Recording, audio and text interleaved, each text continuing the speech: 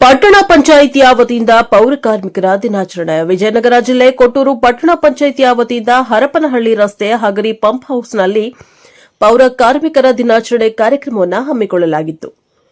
ಈ ಕಾರ್ಯಕ್ರಮವನ್ನು ಅಧ್ಯಕ್ಷರಾದ ಬಿ ರೇಖಾ ರಮೇಶ್ ಇವರ ಅಧ್ಯಕ್ಷತೆಯಲ್ಲಿ ಗಿಡಕ್ಕೆ ನೀರು ಹಾಕುವುದರ ಮೂಲಕ ಕಾರ್ಯಕ್ರಮಕ್ಕೆ ಚಾಲನೆಯನ್ನ ನೀಡಿದರು.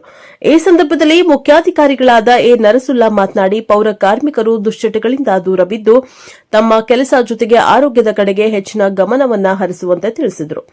ಹಾಗೂ ಪೌರ ಕಾರ್ಮಿಕರಿಗೆ ಒದಗಿಸಲಾದ ಸೌಲಭ್ಯಗಳ ಕುರಿತು ವಿವರಣೆಯನ್ನ ನೀಡಿದರು.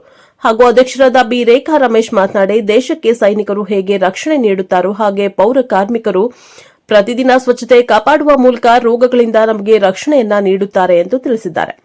ಪೌರ ಕಾರ್ಮಿಕರಿಂದ ಸಾಂಸ್ಕೃತಿಕ ಕಾರ್ಯಕ್ರಮವನ್ನು ನೆರವೇರಿಸಲಾಯಿತು. ನಂತರ ಪೌರ ಕಾರ್ಮಿಕರಿಗೆ ಆಯೋಜಿಸಲಾದ ಕ್ರೀಡಾಕೂಟದಲ್ಲಿ ವಿಜೇತರಾದವರಿಗೆ ಪ್ರಶಸ್ತಿಯನ್ನ ವಿತರಿಸಲಾಯಿತು. ಈ ಸಂದರ್ಭದಲ್ಲಿ ಉಪಾಧ್ಯಕ್ಷರಾದ ಜೆ ಸಿದ್ದಯ್ಯ, ಸದಸ್ಯರಾದ ಟಿ ರಾಮಪ್ಪ, ವಿನಯ್ ಕುಮಾರ್, ಎಂಸಿ ಕೆಂಗಪ್ಪ, ಮುಖಂಡರಾದ ಚೆನ್ನಪ್ಪ, ಕಾಸಲ ಪ್ರಕಾಶ್, ರಾಜೀವ್, ಮೇಘರಾಜ್, ಪೌರ ನೌಕರರ ಸಂಘದ ಅಧ್ಯಕ್ಷರು ಮಾದೂರು ಕೊಟ್ರೇಶ್, ಕಿರಿಯ ಅಭಿಯಂತರರಾದ ಪ್ರಭು ಎಸ್ ಬೇರಾದಾರ್, ಕಿರಿಯ ಆರೋಗ್ಯ ನಿರೀಕ್ಷಕರಾದ ಎಚ್ಕೆ ಗೀತಾ ಹಾಗೂ ಸಿಬ್ಬಂದಿ ವರ್ಗದವರು ಉಪಸ್ಥಿತರಿದ್ದರು. Bureau report Chikateri Jayappa, Prajapava TV, Vijayanagara.